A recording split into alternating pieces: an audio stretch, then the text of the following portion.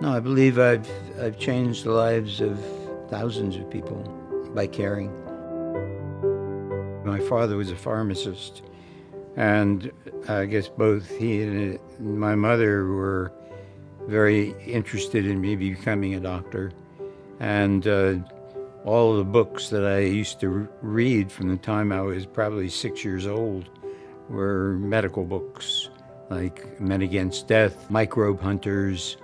My path was sort of set early on in life that I would eventually become a doctor.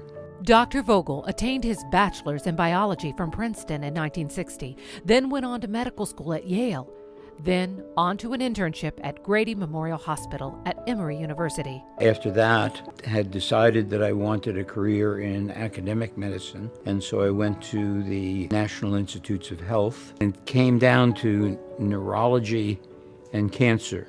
And as I was handing my piece of paper in, I switched neurology and cancer. So I became an oncologist. From there, Dr. Vogel's path took him on a circuitous journey of discovery and reach beyond what he could have imagined. The National Cancer Institute became interested in Uganda. I was the first person asked to go to Uganda. My wife was pregnant at the time, and I went to her and said, "Hey, Alice, you want to go to Africa?"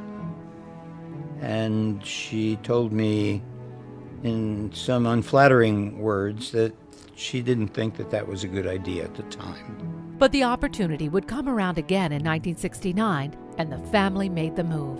We went and I started the Solid Tumor Center. We studied indigenous cancers for Uganda, which was primary liver cancer, a strange disease at the time called Kaposi sarcoma, which was endemic in Uganda, and also malignant melanoma, which had a peculiar distribution.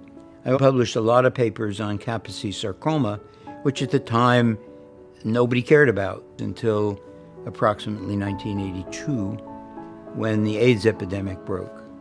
And at that time, I was the world's expert in Kaposi sarcoma.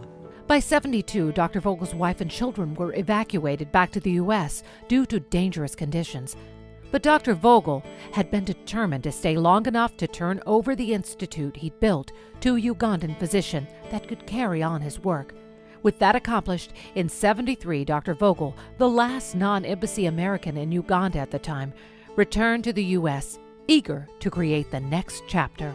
I went back to Grady and started the first oncology ward at a major medical center. So I was the first pure medical oncologist in the United States, really.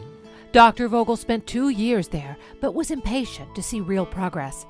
Then, a former mentor from NIH gave him a call. Dr. Zubrod was forming the new cancer center here at the University of Miami. Basically, in 1973, there was no medical oncology of breast cancer. So he said, nobody knows anything about the medical oncology of breast cancer, so why don't you get some on-the-job training and come down here and head my division. Dr. Vogel joined the UM team in 1975 and began to forge a new path into the research and treatment of breast cancer. From 1975 to 1986, people were still learning how to treat breast cancer. They learned that they didn't have to do radical mastectomies, that there were better X-ray machines than cobalt, better drugs than we had in 1975. But still, we were in what I would call really medieval times of the treatment of breast cancer as of 1986.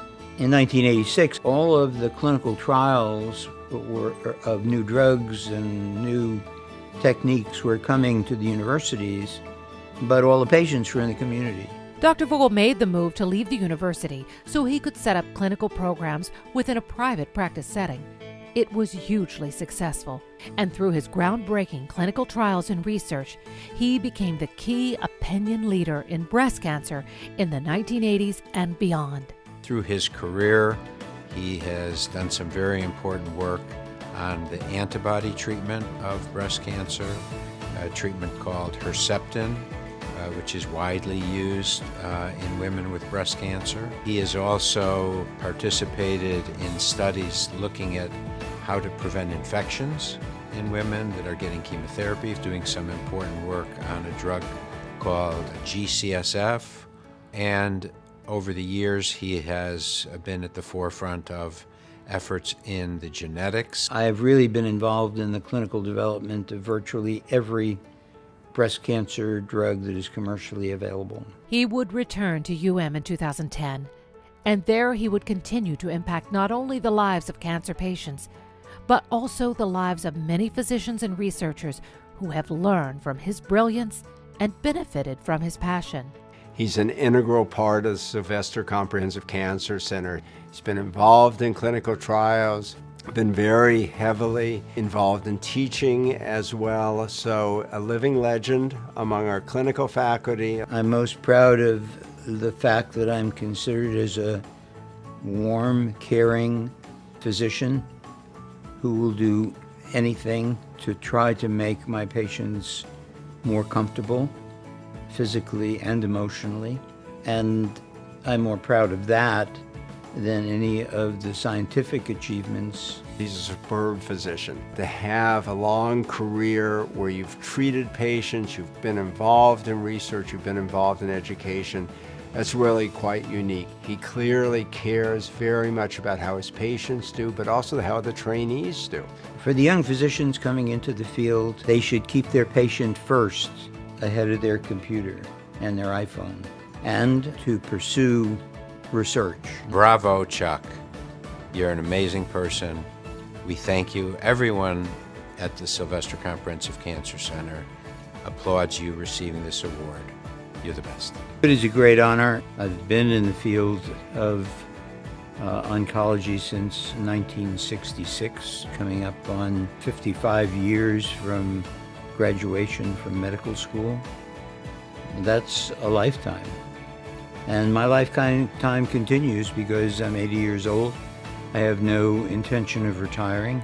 The Greater Miami Chamber of Commerce salutes the 2019 AXA Advisors Lifetime Achievement Award honoree, Charles L. Vogel.